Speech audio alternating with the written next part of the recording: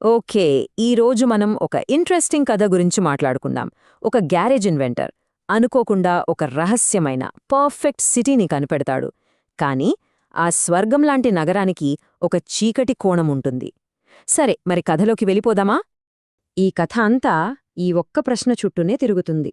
సిద్ధార్థ్ అనే ఒక young inventor ఉన్నాడు. ప్రపంచాన్నే మార్చేయాలనే పెద్ద పెద్ద కలలతో తన గ్యారేజ్లోనే ఒక అద్భుతమైన ప్రయోగం మొదలుపెట్టాడు. అతని లక్ష్యం చాలా పెద్దది. ఇది కేవలం ఒక ప్రయోగం మాత్రమే కాదు. అతని ఇన్స్పిరేషన్ ఎవరో తెలుసా? సాక్షాత్తు నికోలా టెస్లా. స్పేస్ను వంచేసి బస్సులో వెళ్లే టైంను తప్పించుకోవచ్చు. ఇదే అతని సింపుల్ ఐడియా అన్నమాట. విశ్వంలోని శక్తిని కంట్రోల్ చేస్తే చాలు, ప్రయాణం క్షణాల్లో జరిగిపోతుంది. అయితే అనుకున్నంత ఈజీగా ఏం జరగలేదు. టెలిపోర్టర్ను తయారుచేసే తన ప్రయాణంలో సిద్ధార్థ్కు ఒక భయంకరమైన సమస్య ఎదురైంది. అతని ఫస్ట్ ఎక్స్పెరిమెంట్ దారుణంగా ఫెయిల్ అయింది.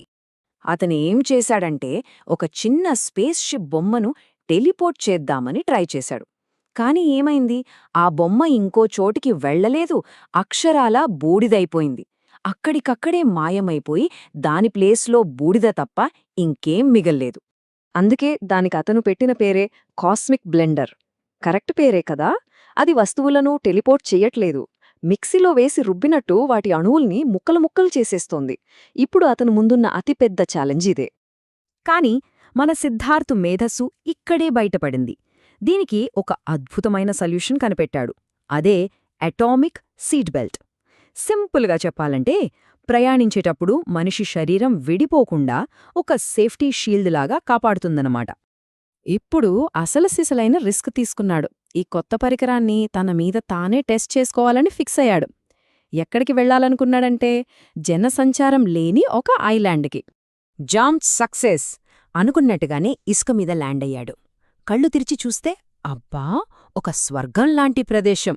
అంతా ప్రశాంతం, చాలా అందంగా ఉంది. అంతా బావుంది అనుకుంటున్న టైంలో ఒక చిన్న డౌటొచ్చింది. అతను నిలబడ్డ నేల మట్టి కాదు, ఏదో నున్నగా మెరుస్తున్న నల్లటి మెటల్లాగా ఉంది. అప్పుడే అర్థమైంది, ఇది తను అనుకుంటున్న ఐలాండ్ కాదని. అవును, అది ద్వీపం కాడు. అసలు విషయమేంటంటే, అతను ఒక భారీ నగరం యొక్క పైకప్పు మీద ఉన్నాడు. భూగర్భంలో దాగి ఉన్న ఒక మహానగరం. ఈ ఒక్క నిజంతో కథ మొత్తం మారిపోయింది. సో అలా అతను సింఫనీ అనే రహస్య నగరాన్ని కనుక్కున్నాడు. కాని ఈ గొప్ప ఆవిష్కరణే అతనికి అతిపెద్ద సమస్యగా మారబోతోంది. సిద్ధార్థ ప్రపంచానికి ఈ సింఫనీ నగరానికి అసలు పోలికేలేదు. ఒకవైపు సిద్ధార్థ ప్రపంచం అంత గందరగోళం, ఎవరికి నచ్చింది వాళ్ళు చేస్తారు, కొత్తవి కనిపెడతారు, రిస్కులు తీసుకుంటారు. మరోవైపు సింఫనీ అన్నీ పక్కా ఆర్డర్లో ఉంటాయి, శాంతి, ఏకాంతం తప్ప ఇంకేం వద్దు. ముఖ్యంగా బయటి ప్రపంచమంటే వీళ్ళకి భయం. సింఫనీకి కమాండర్ అయిన ఫ్లోరెన్స్ సిద్ధార్థ్కి ఒక మాట చెప్పింది.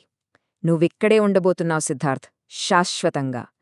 అంతే, వాళ్ల రహస్యం తెలుసుకున్నాడు కాబట్టి అతనొక ఖైదీ అయిపోయాడు.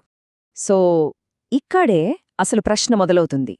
సంపూర్ణమైన భద్రత కోసం స్వేచ్ఛను వదులుకోవడం కరెక్టేనా? సింఫనీ స్వర్గంలా కనిపించినా అది ఒక పర్ఫెక్ట్ జైలు. మరి సిద్ధార్థ్ ఆ జైల్లోంచి ఎలాగైనా తప్పించుకోవాలి. ఖైదీగా మారిన సిద్ధార్థ్ ఊరికే కూర్చోలేదు, తన బ్రెయిన్కి పని చెప్పాడు. సింఫనీ సిస్టమ్ని హ్యాక్ చేసి తప్పించుకోవడానికి ప్లాన్ వేశాడు. కాని అతని ప్లాన్కి అతిపెద్ద అడ్డంకి ఎథీనా. ఇది సింఫనీని నడిపించే ఏఐ. ఇది మామూలు కంప్యూటర్ ప్రోగ్రాం కాదు, నగరం మొత్తానికి ఇదే ఆపరేటింగ్ సిస్టమ్ అన్నమాట. ప్రతి విషయాన్ని ముందే ఊహించి పర్ఫెక్ట్గా మేనేజ్ చేస్తుంది. దీన్ని హ్యాక్ చేయడం అసాధ్యం. సింఫనీలోనే పరిచయమైన సితారా అనే అమ్మాయి హెల్ప్తో సిద్ధార్థ్ తనకు తెలిసిన ట్రిక్స్ అన్నీ ప్రయోగించాడు.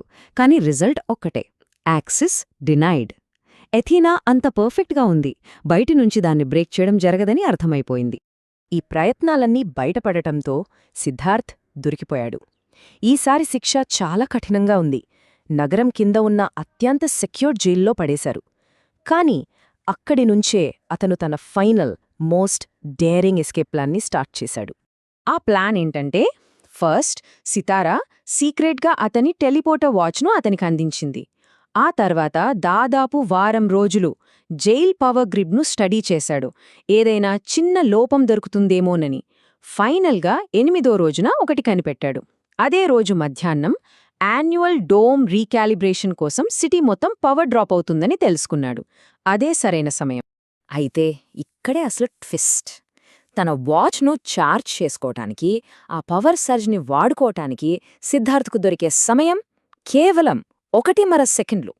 ఆ 1.5 సెకండ్లలో ఏ చిన్న తప్పు జరిగినా అంతా అయిపోయినట్టే. అనుకున్న సమయం రానే వచ్చింది. కీ-జెడ్-జెడ్-జెడ్.